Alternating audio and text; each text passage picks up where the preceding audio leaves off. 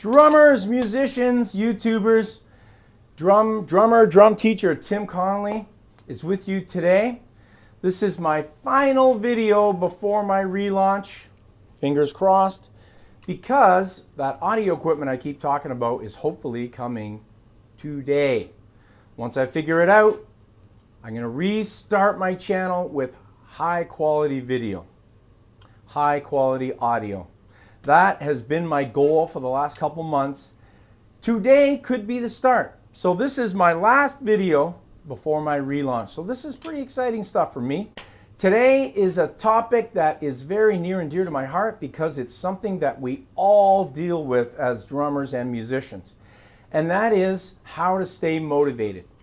So I've come up with 8 ways to stay motivated to want to keep playing your drums. Okay? So this is geared towards beginners all the way up to pros. It's at every level. Because what I've noticed is a lot of beginner drummers, they start playing and they're having fun, and then slowly over time it starts to wane because they realize, oh boy, this instrument's a lot harder than I thought.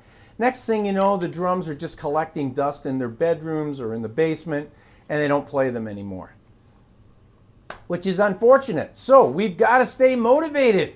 So how do we do that? Well, I've come up with 8 ways to stay motivated. Let's get to it. Okay, number 1, take lessons. Take drum lessons. Seek out a teacher, whether you take them online or whether you take them in person. Now, I teach online, I teach in person, I do both. Traditionally, in person is the way to go, and I still believe it's the way to go, despite the fact that 80% of my lessons are now online. But I've had to evolve as a teacher because of this pandemic and everything. That's the route I took to save my teaching business. In person, though, with this pandemic finally starting to wane, we can get back to in-person lessons. That is the way to go. It's really important to get a teacher. A good teacher should motivate you. A good teacher should make you excited about drumming, excited about learning, and always motivating you to get better. You don't want a teacher that's dragging you down. Ah, man, you should just quit and all that. Get rid of him. You want someone that's excited about music, that's excited to teach. Every lesson should be exciting and awesome.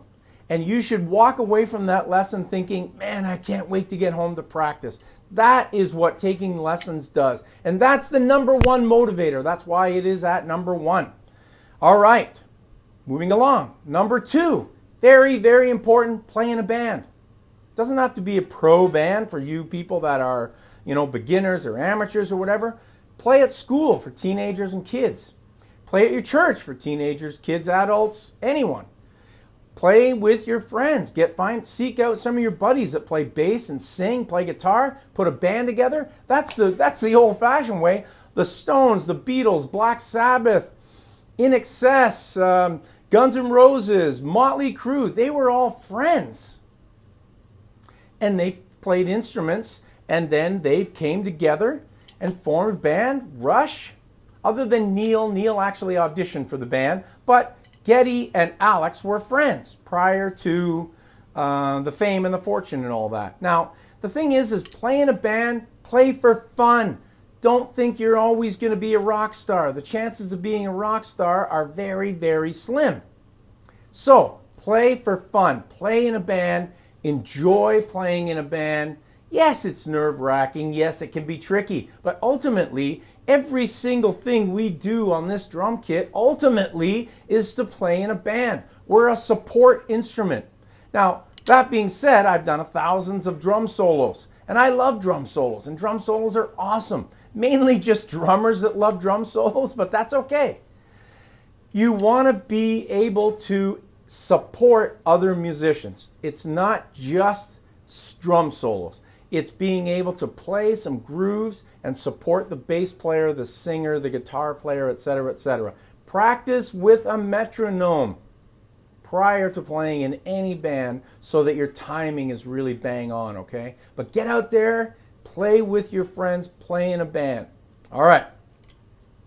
Number 3, film yourself and post it. That's what I'm doing right now. Now, mind you, I'm not specifically playing drums per se in this video. It's more talking about drums and drumming, but still, I'm filming myself, and I enjoy filming myself to get this information out there. I enjoy teaching and sharing my knowledge of 50 years of drumming and over 36 years of teaching. I think that I have a lot to offer the world. So therefore, I film myself and I talk about drumming, and of course, I'm playing the drums and teaching. And that's what my channel is all about. So don't be afraid to film yourself. If people, I'm a little nervous about that, I don't like being on camera, get over it. You're a musician. Musicians perform. If you're not in a band, number 2, film yourself playing with either soloing, playing with backing tracks, playing with songs, whatever, but film yourself, post it, and do not worry about people commenting and people's negativity. There's always going to be that. There's always going to be somebody that doesn't like something that you do. Who cares? Do it for yourself and do it for other people that will appreciate it, okay? So don't be afraid. Film yourself, post it, have fun. It's all about fun in the end, people. It's all about fun. Number 4, get involved in the drum community and see live music. So, back in the 80s, 90s, somewhat into the 2000s, before the internet became huge, you would have to go out and actually go into clubs and introduce yourself to people and say, hey, I'm a drummer. I'm interested in playing in maybe your band or somebody that you know's band. You get yourself involved in the drum community. Get people to know who you are so that one day, you never know, hey, Jimmy, I'm looking for a drummer. Do you know anybody? Yeah, I know this guy. I know this guy named Tim. Here's his number. Give him a call. It can still happen. I know it's old-fashioned, but it can still happen. Get yourself involved in the drum community. Go out and see live music. Talk to other musicians. I got so many gigs from people coming out, seeing me play, and then saying, hey, man, you know, we'd love to hire you to play on this record or to do some live shows or come and teach at my school or come and do a drum clinic at my school or church or whatever. There's always going to be opportunities for you if you're playing live or you're inside the drum community and people know who you are. Very important. Number 5, practice often. I can't stress this enough. I'm laughing because as a drum teacher, what do we say? Practice, practice, practice, right? Practice makes perfect, all that. But here's the problem. People, generally speaking, even taking lessons, they don't know what to practice. Or they just practice their last lesson and that's it. What you do is you get yourself a schedule and you schedule your practices, the time and exactly what you're going to do. So Sunday at 1, I'm going to do a warm-up. Then I'm going to practice my single strokes and doubles and paradiddles out of stick control. Then I'm going to practice maybe Jim Chapin's book and learn how to do some jazz independence. And then I'm going to practice phrasing around the drum kit. So that's one day of practice. Then the next time you practice, you might change it up. Or you might carry on with some of the things that were in your previous scheduled practice. But be organized. Don't just go in there and play what you already know how to play. It's called wanking. Don't wank. Wanking is useless because you already know how to play all these things. And if you're gonna play in a band, you're gonna do what you know how to do. So that's fine. You're gonna get lots of practice knowing or playing what you already know. Practice means stepping out of your comfort zone and doing things you don't know how to do to improve your skill level. So if you're practicing polyrhythms and oh man, 3 against 4 seems impossible, practice. Practice it, practice it, practice it. Guaranteed, without practice, you will never get better. You will get better if you spend time practicing. Now there is one other element of practicing that I do, because sometimes busy schedules don't allow for physical practicing. That's mental practicing. Sometimes I drive my wife crazy because she'll be talking to me and in my head I'm going, God, So I'm practicing grooves and phrases in my head. And she's like, you're not even listening to me, you're playing those damn drums. The funny thing is she's right. I am playing those damn drums in my head. So think about drumming and practice what your teacher gave you or something that you want to learn. Practice it in your head. I got to thank Rick Gratton, drummer Rick Gratton, because I can remember back in the 90s, early 90s, taking lessons with him, and he was amazing at what he was doing, his linear funk stuff. And I asked him, man, you must spend a lot of time practicing. You must be constantly at those drums. He says, I don't practice. At the time, I was like, what do you mean you don't practice? That's insane. Look how good you are. I do all my practicing up here. At the time, I didn't understand. Over time, as I've gotten much, much, much better on this instrument and more professional, music school, etc., I now totally understand, and I do a ton of practicing in here. And then I can go to the drum kit. I've already worked it all out in here, and then I can go to this and work it all out without having to spend as much time here because I've already worked it out here, okay? Because time, I understand. Sometimes scheduling actual physical time on the instrument is difficult. So practice in your head. Okay, number 6, play with songs. I've been doing that since I was 7 years old. Back in the day, throwing on a record or a tape. Van Halen, Black Sabbath, Zeppelin, whatever. Even if I can't even play exactly what the drummer is playing, just play along with the song. Can't stress that enough. In modern day, we have thousands of these drumless tracks on YouTube and many, many other places that we can find them on Twitter and other social media outlets where you can find these drumless tracks and you can play along with specific songs or loops of songs. I can remember back in the 90s studying, and it was the first time a teacher gave me a tape with bass loops. And I would practice along with headphones, along with these bass loops to get me playing more musical and understanding the relationship with what I'm doing, with what the bass player is doing, and soloing over top of it, changing up the grooves, modulation, polyrhythmic stuff, whatever. These things are priceless because they're so good at helping you get better and better on this instrument, and it teaches you to be more musical. And musicality is the number one most important thing that I can't stress enough. Be musical. Use the backing tracks, drumless tracks, play along with them, and think about music, not just how fast I can play against this or how fancy I can play. Think about being musical, because in the end, that's number one. Okay, now, number 7, learn using social media. So that kind of, number 6 kind of ties into a little bit to number 7.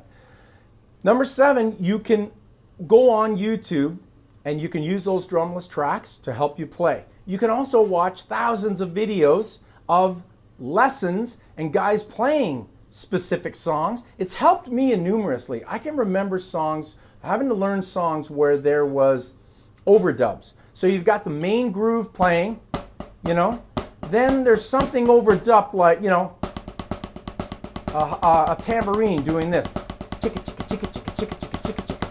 Well, how am I going to play the groove and the tambourine part? How am I going to do that? Well, unbelievably, you can go on YouTube and you can find a guy who's come up with some way to be able to play a specific song with the overdub included in the groove. And this has helped me immensely. So for example, he would take a tambourine, put it on his hi-hat, play the 16th notes on the hi-hat. So he'd be playing the 16th notes on the hi-hat and the groove.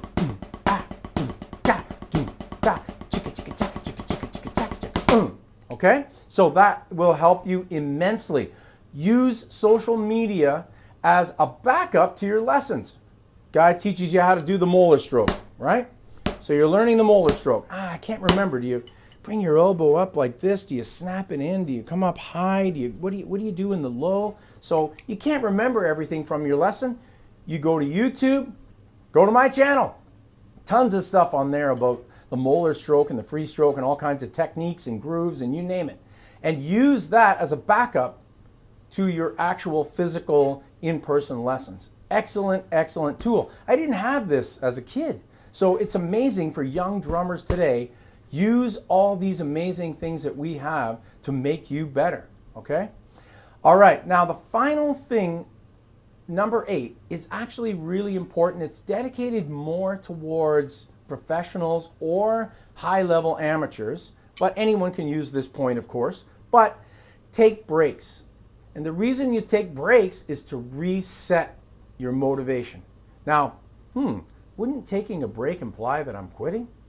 No, it does not. I've taken many, many breaks because sometimes as professional musicians, you're playing, you're touring, you're traveling, you get burned out playing every night and you just get a little bit tired and it becomes a job. Oh no, oh no, drumming has become a job, the dreaded job. Well, to get back to having fun on the drums, even though you're getting paid, to get back to having fun, you take a break.